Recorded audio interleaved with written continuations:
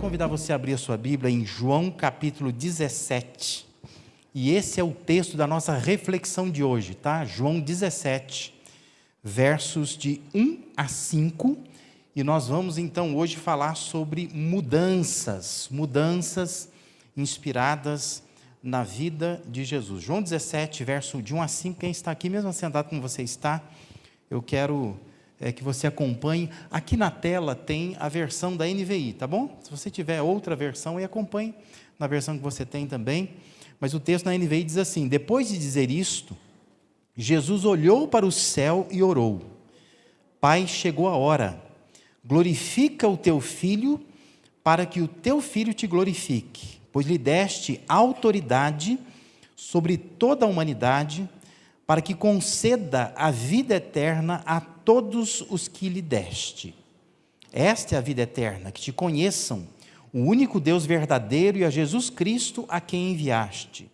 Eu te glorifiquei na terra, completando a obra que me deste para fazer.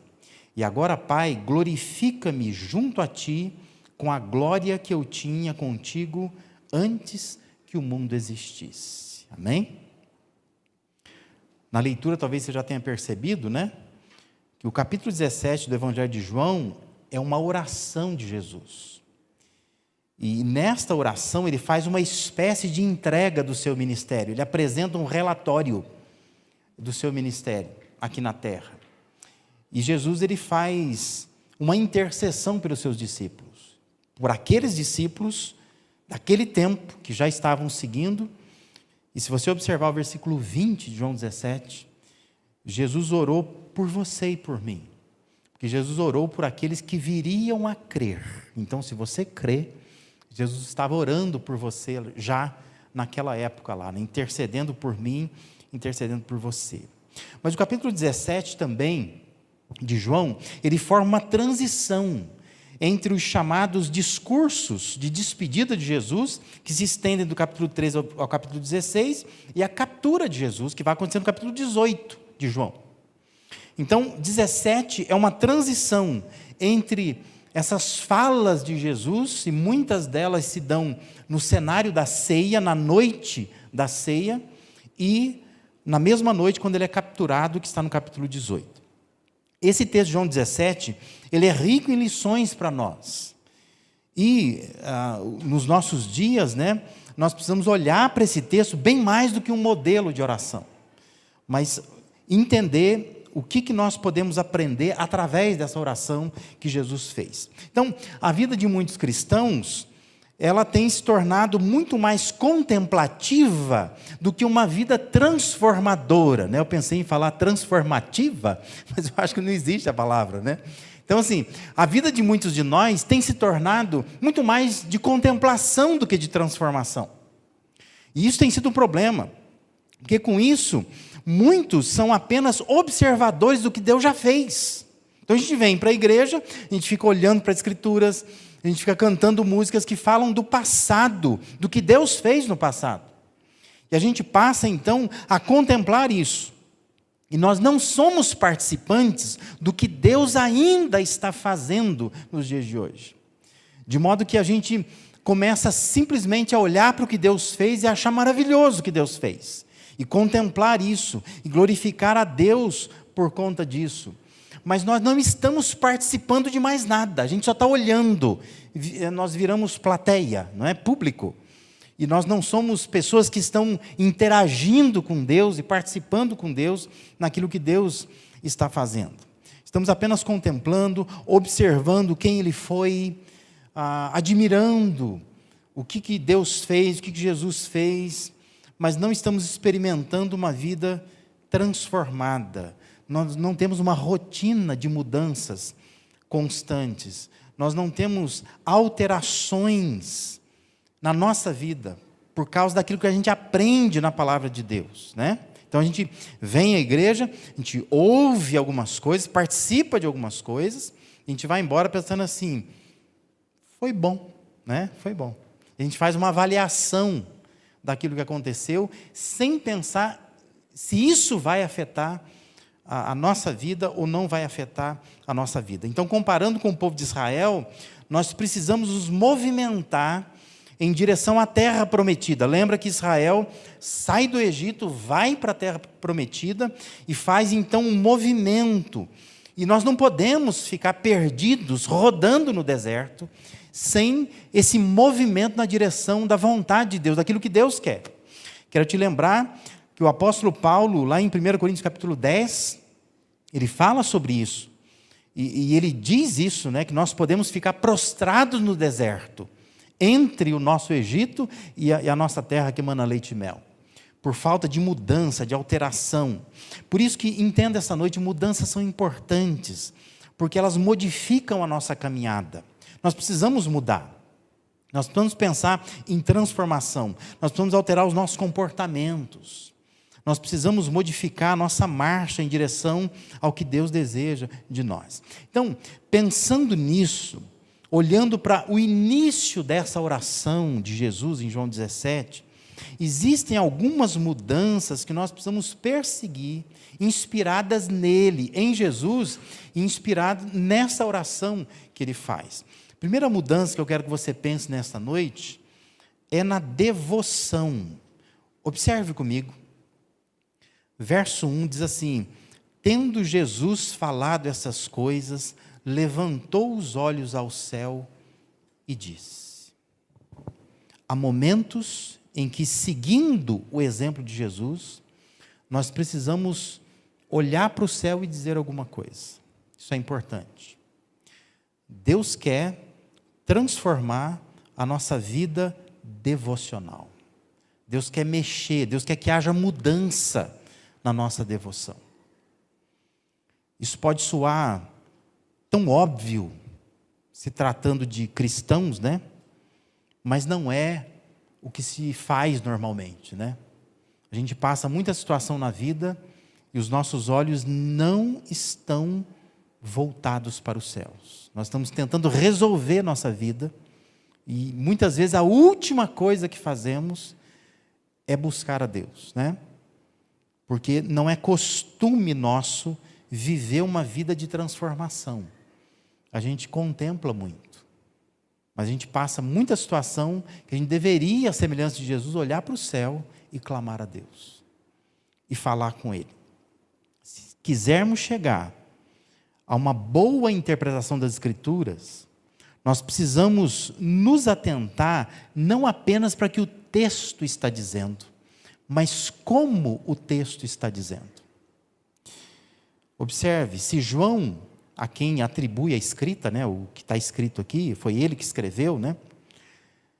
Se João tivesse registrado assim, depois de falar essas coisas, Jesus orou, você já não entenderia?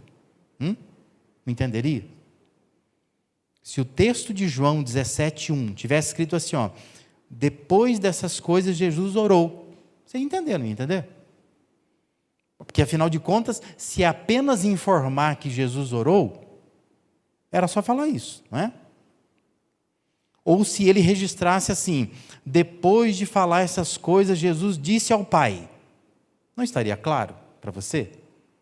Que depois que Jesus falou algumas coisas ali para aquelas pessoas, ele orou, ele falou com Deus, ele disse ao Pai alguma coisa. Mas veja como João fez esse registro. E nós queremos que debaixo da inspiração do Espírito Santo.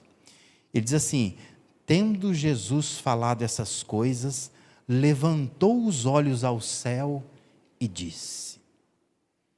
Então é importante não apenas pensar no que a Escritura fala, mas como a Escritura fala. Por que João escreve desta forma? Porque João quer chamar a nossa atenção que nós precisamos olhar para cima e falar com Deus. Porque isso é mais do que expressar confiança. Significava para Jesus rendição à vontade do Pai. Pela informação do capítulo 18 de João, verso 1, essa oração se deu na casa onde a ceia aconteceu, onde a ceia foi instituída. E logo em seguida, Jesus vai para o jardim do Getsêmani. E é lá que ele vai dizer que se faça a tua vontade, não a minha vontade. Então percebe, a forma como João registra o que aconteceu, está dizendo assim, que Jesus, tendo olhado para os céus, ele disse, ele está se rendendo ao Pai. É uma oração de rendição, porque quer chamar a atenção, nossa atenção, aonde estão fixados os seus olhos. Para onde você está olhando? Porque muitas vezes nós estamos olhando tão somente para a terra, para o problema, para as circunstâncias, e nós precisamos elevar os nossos olhos a Deus. E João tem um cuidado de escrever desta forma. Jesus falou algumas coisas àqueles homens, depois que ele fala aquilo, diz que ele olha para o céu e ele diz. Se ele dissesse assim, ele orou ao Pai, a gente já entenderia, né? Mas ele quer informar mais que isso. Ele quer dizer que Jesus tira os olhos da terra, ele olha para Deus, ele se rende diante de Deus. Ele está disposto a fazer a vontade de Deus. Ele quer submeter a Deus. E é nesse sentido que eu queria que você pensasse na sua devoção a Deus. Porque às vezes a sua devoção é contemplação, é euforia, é vibração. Você vem para um culto e diz, nossa, hoje foi demais, né? Às vezes você vai dizer para o irmão, para a irmã, né, que dirigiu a música, assim, nossa, hoje eu senti que o negócio foi bom, né?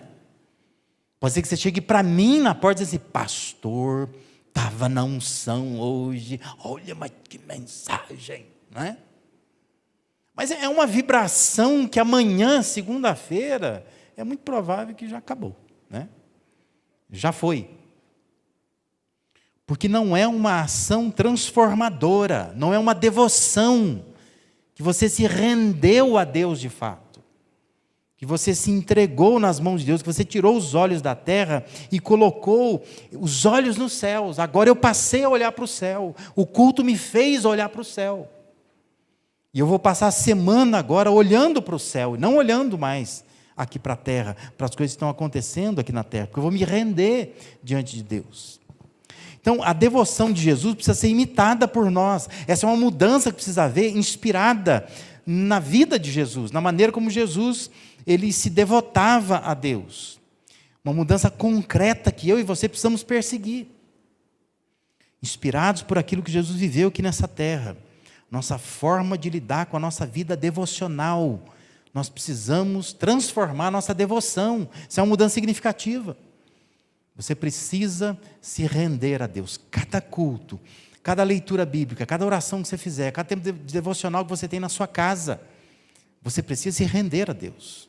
Você tem que sair daquele momento pensando assim, a vontade de Deus prevalece, não a minha. Eu olho para os céus, eu não olho para a terra. Eu me rendo diante dEle.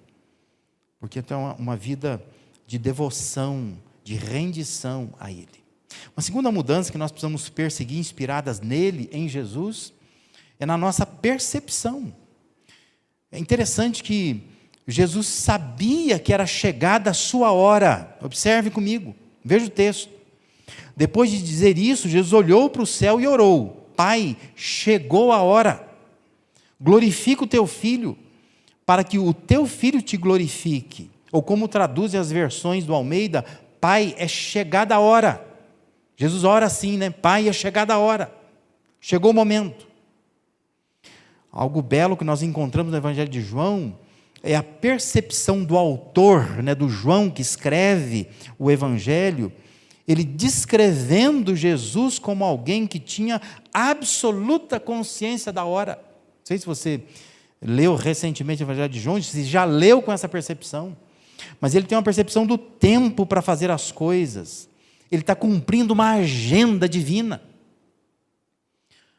Observe comigo, eu botei tudo aqui para você acompanhar. Ó. Capítulo 2, versículo 4. Diz assim, respondeu Jesus, que temos nós em comum, mulher? A minha hora ainda não chegou. Esse é aquele episódio em Caná da Galileia, que na festa do casamento falta vinho. Jesus está na festa. E a mãe dele, a Maria, diz assim, faça alguma coisa, não é? E a resposta dele é assim, ó, que temos nós em comum, mulher? A minha hora ainda não chegou. Aí você fica assim, mas Engraçado, né? Porque parece que a mãe dele, o que ela está pedindo para ele fazer um milagre. Ele não fez o milagre, né? Mas ele não fez o que ela pediu. Porque o que ela estava pedindo para ele é para ele se manifestar como filho de Deus. Ele não se manifesta. Tanto é que se você lê a história, no final da história, diz que o dono da festa que é glorificado, né? Nossa, como que você deixou o melhor vinho no final da festa? Porque o que Jesus fez foi muito discreto. Algumas pessoas ali apenas que seguiram ordens dele, mas não foi um ato público, né? Porque ele está dizendo, a minha hora de se manifestar ainda não chegou. Não é hora de me apresentar como filho de Deus, né? Observe capítulo 7, versículo 30. Então tentaram prendê-lo, mas ninguém lhe pôs as mãos. João, que está descrevendo, diz assim, porque a sua hora ainda não havia chegado. Percebe? Quem está descrevendo a história de Jesus, refletindo nela, está dizendo, esse homem seguia o tempo de Deus. Ele tinha uma percepção clara da agenda de Deus, do relógio de Deus, da rotina que Deus havia traçado para ele. E diz que ninguém prendeu porque ainda não era chegada a hora dele. Ele cumpre cabalmente a agenda de Deus, o relógio de Deus. E olha o capítulo 8, versículo 20, diz que ele proferiu essas palavras enquanto ensinava no templo, perto do lugar onde se colocavam as ofertas. No entanto, ninguém o prendeu, porque a sua hora ainda não havia chegado. É lindo o Evangelho de João, se você ler com calma, né? Porque ele vai mostrando isso, não é chegada a hora, não é chegada a hora, não é chegada a hora. Aí chega em João 17, versículo 1, ele registra Jesus orando ao Pai, dizendo, é agora está chegando a hora, agora é o tempo. Isso é uma lição de percepção. Jesus tinha percepção da hora de Deus para ele. E esta é uma mudança que eu e você precisamos ter na nossa vida, inspirados na vida que Jesus teve aqui na terra. Precisamos ter percepção. Qual é a agenda de Deus para você? Você sabe? Você levanta de manhã e se preocupa com isso? Ou você assim, chega na segunda-feira, você já sabe a rotina, sabe o que vai viver, sabe o que tem que fazer e vai. Você não está nem aí. O que Deus tinha para mim essa semana? Não sei, né? Não passei para ver. Fico pensando assim, como é que seria a sua casa se os seus filhos fizessem isso com você, né? Se os seus filhos falassem assim, eu vou viver a vida essa semana, não estou nem aí o que meu pai e minha mãe querem. Escola? Imagina. Comer? A hora que eu quiser, né? Como é que seria o relacionamento seu com seus filhos? E como é que a gente diz que nós somos filhos de Deus? Não estamos nem aí com o que Deus pensa sobre nós, né? A gente começa a semana, não estou nem aí, né? Lá para domingo, fala, nossa, é verdade, né? Tinha um Deus durante a semana inteira. Ele devia ter alguma coisa para mim essa semana. Eu nem fui atrás da agenda de Deus, não quis saber. Você tem percepção? Essa é uma mudança que precisa existir em nossas vidas. A percepção de Jesus precisa ser imitada por nós. Uma mudança concreta que a gente pode perseguir, inspirado nessa vivência de Jesus aqui na terra, é a nossa forma de lidar com o tempo na nossa vida. Nós precisamos, assim como Jesus, nós precisamos perceber qual é a hora de Deus para nós. Qual é o tempo de Deus para nós. Porque senão nós vamos viver contemplando, mas não mudando a nossa vida. Porque nós estamos caminhando sem entender o que Deus tem para nós. Quais são as metas, os propósitos, o tempo que Deus tem para nós. Nós não sabemos. Porque nós não temos percepção. Uma terceira mudança a perseguir, inspirada na vida de Jesus, nós precisamos também mudar a nossa relação, a relação nossa com Deus. Observe versículo 2 e 3, diz assim, pois lhe deste autoridade sobre toda a humanidade, para que conceda a vida eterna a todos os que lhe deste. Aí a oração de Jesus é assim, esta é a vida eterna, que te conheçam o único Deus verdadeiro e a Jesus Cristo a quem enviaste. Entenda uma coisa, a vida eterna começa quando há a compreensão de que Jesus nos leva a um relacionamento com Deus. É aí que começa a vida eterna. Jesus, orando ao Pai, ele disse que recebeu autoridade para dar vida eterna às pessoas. E no verso 3, ele define vida eterna de uma maneira que nos instiga a repensar a maneira como nós estamos vivendo, a nossa forma de olhar para esse assunto. Nós pensamos em vida eterna como algo para depois. Para depois. Se a gente fizesse uma enquete aqui, pedir para você preencher, né, algumas perguntinhas, eu tenho absoluta certeza que a maioria, se não todos nós, íamos dizer assim: o que é vida eterna? Vida eterna é ir para o céu, é morar no céu, é estar com Deus. Só que isso vai totalmente em choque com aquilo que Jesus está orando aqui. Jesus está dizendo: a vida eterna é essa, que te conheçam a ti, o único Deus verdadeiro. Sabe o que é vida eterna na perspectiva de Jesus e da Bíblia? Vida eterna é você dar a mão para Deus e nunca soltar. É isso. No momento que você aceita Cristo, você entende isso, você deu a mão para Ele, como que você dá a mão para o Pai, e não solta mais. E você vai embora. Né? É isso. E você nunca solta dele, porque ele vai te levar para as moradas eternas. Mas você começa agora uma vida eterna. Que você está indo na direção de uma vida eterna, que você nunca vai estar longe do seu Pai. Essa era a concepção que Jesus tinha.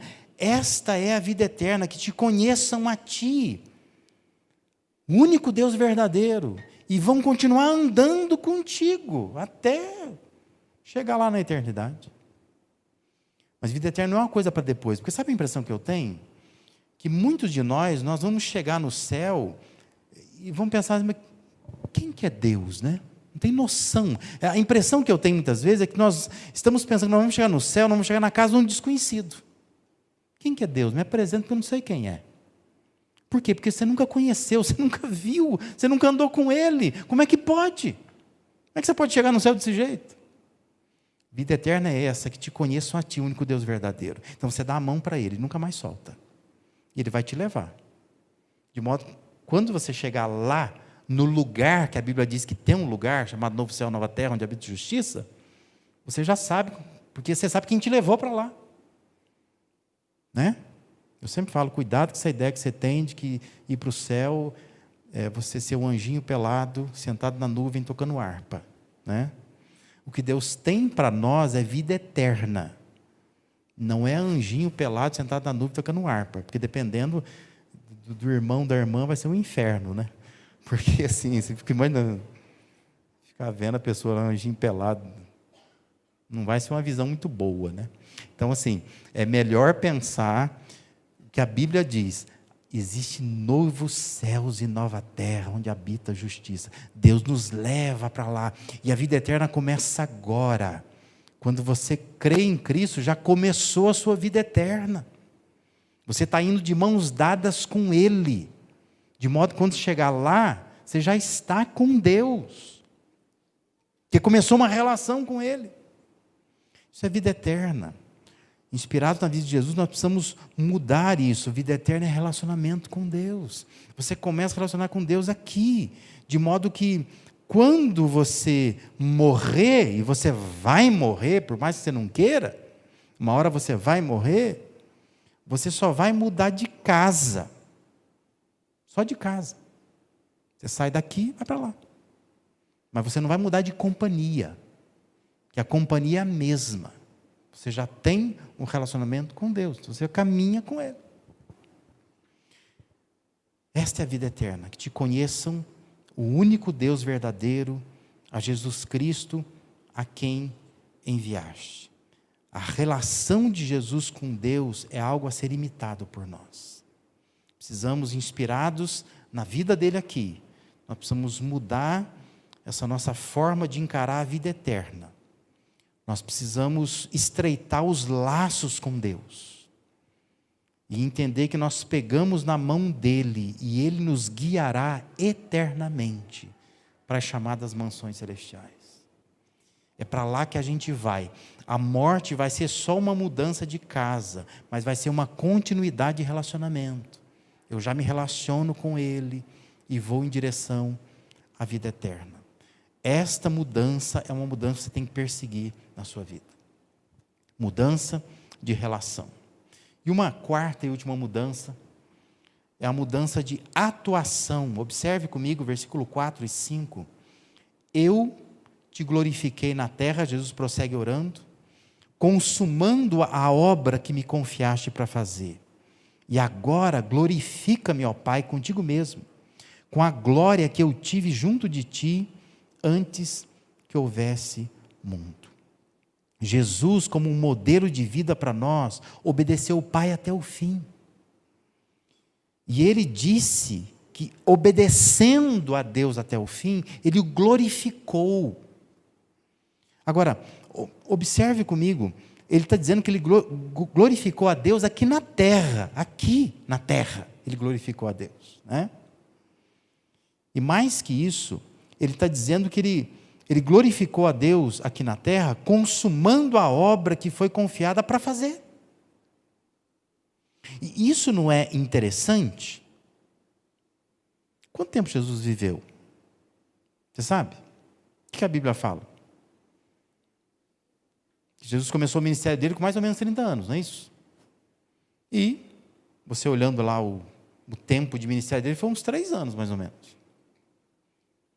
Então assim, eu vou ser otimista e vou pensar assim, já que a Bíblia fala que é mais ou menos 30 anos, vamos imaginar que Jesus começou o ministério dele com 32, tá? Quem tem 32 aqui? Levanta a mão aí, 32. Alguns e mais uns mentirosos, né? Muito bom. 32 anos. 32 é jovem? Né? É jovem, não é? 32 anos é muito jovem, né? Aí então você pega 32, você adiciona 3 anos de ministério. Vai para 35. Quem tem 35? Levanta a mão aí, 35. O pastor José tem 35, mais uns mentirosos aí também que tem 35. Né? Então assim, 35 no corpinho de 40, né? 35 anos. Aí você vai dizer assim, a pessoa morreu com 35 anos. Já foi num velório de pessoa de 35 anos? Já foi? Já teve um velório de pessoa de 35 anos? O que você achou? O que era a conversa lá no velório? Foi tarde, hein? Não. Geralmente não. A conversa ali é assim, mas é tão jovem. Que vida precoce, né? Que morte precoce. Que situação. Tantos planos tinha para frente. Jesus, ele vai morrer por volta aí dos seus 35 anos, dizendo assim: eu te glorifiquei na terra, consumando a obra que me confiaste para fazer. Sabe o que significa isso? Que ele está dizendo assim, tudo o que eu tinha para fazer, eu fiz. Agora, como que alguém consegue fazer tudo o que tem que fazer em 3 anos, que foi o tempo de ministério dele? Só se ele estiver andando de fato com Deus, não é? Por isso, eu queria muito que você aprendesse uma coisa nessa noite. Não é preciso viver muito. O que é preciso é concluir o plano de Deus. Entende isso? A questão não é o quanto se vive. Não é isso. A questão é se nós estamos concluindo o plano que Deus tem para nós. A nossa tendência é lamentar a morte de alguém que vive pouco e até não se conformar facilmente quando alguém vive pouco. Mas para Deus, o mais importante não é se a vida é curta. Não é isso que é mais importante para Deus. Mas para Deus, o mais importante é se essa vida cumpre um propósito que é dele. Por isso que se você perdeu alguém muito jovem na sua vida, não fica lamentando. Mas pensa assim, não é questão se a vida daquela pessoa foi curta, mas talvez ela tenha cumprido a agenda de Deus. E pronto. E foi suficiente. Ela deve ter glorificado a Deus na terra. Pronto. Então o que eu quero que você avalie nessa noite aqui é que se a sua vida terminasse hoje, e vai que ela termina, você poderia dizer que houve empenho da sua parte para concluir a obra que Deus te confiou para fazer? Você diria isso? Você poderia dizer isso? A lição que fica para nós é, através da obediência que nós glorificamos a Deus, não pelo tempo de vida. Não importa se a vida é longa, se não é longa. A questão é, eu estou obedecendo a Deus, eu estou cumprindo esse propósito de Deus, de fato, eu estou glorificando na terra, Deus na terra. Porque é a obediência total dos filhos de Deus na terra que promove a glória total de Deus nos céus. E é isso que nós precisamos pensar. Eu preciso glorificar a Deus aqui na terra, porque isso promove a glória de Deus lá nos céus. Eu obedeço aqui, Deus é glorificado lá. E esse é o meu papel, é o seu papel.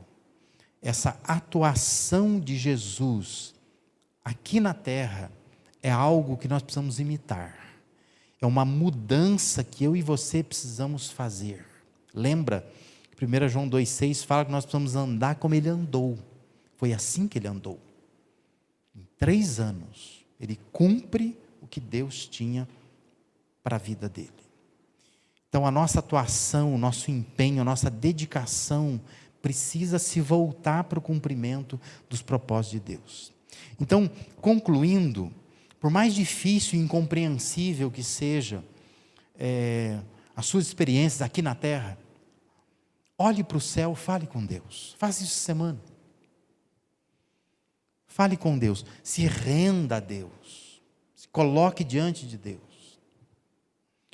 Busque uma percepção da hora de Deus, para que você caminhe dentro da agenda de Deus. Tenha mais percepção do que Deus tem para você.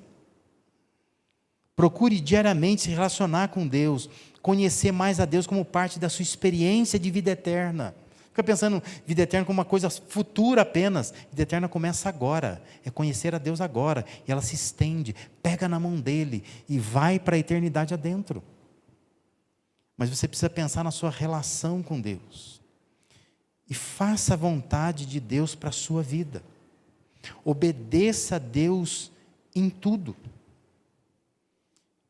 Que testemunho poderoso seria se alguém chegasse lá, na sua sepultura, porque você vai ter uma sepultura, né? Porque um dia você vai morrer. Talvez seja hoje, espero que não seja. Mas se você morrer, você vai ter uma sepultura. Mas eu fico pensando assim, se alguém chegasse na sua sepultura e olhasse para o seu túmulo e dissesse assim, essa pessoa glorificou a Deus na terra e fez tudo o que Deus queria que ele fizesse. Não seria um testemunho maravilhoso? Eu queria muito que você saísse daqui pensando isso nessa noite. Não é se você foi um pai que deixou saudades, se você foi uma mãe incrível. As pessoas olham ali para o seu túmulo pensando assim, nossa, foi um filho espetacular, foi um profissional exemplar, foi uma amiga que vai fazer falta. Mas a pessoa olhar e dizer assim, essa pessoa glorificou a Deus na terra e fez tudo que Deus tinha para ela fazer. Que talvez você está tentando ser um pai maravilhoso, está tentando ser uma mãe incrível, está tentando ser um filho espetacular, amigo de todo mundo, profissional exemplar. Mas você não está sendo aquela pessoa filha de Deus, que glorifica a Deus nessa terra e consuma nesta terra a obra que Deus confiou para você fazer. Deus tem te chamado para isso. Eu queria que você orasse nesse momento, que você se colocasse diante de Deus e pensasse nisso. Deus, me ajuda. Eu preciso olhar para os céus e me render como Jesus fez. Eu preciso perceber o tempo do Senhor. Eu preciso perceber a hora do Senhor para a minha vida, como Jesus percebia, que estava chegando a hora dele. Eu preciso conhecer mais a Deus, porque eu preciso, de fato, ter uma relação diferente com Deus. E eu preciso que a minha atuação seja o cumprimento da vontade de Deus, glorificar a Deus aqui nesta terra, consumando a obra que Ele tem para fazer.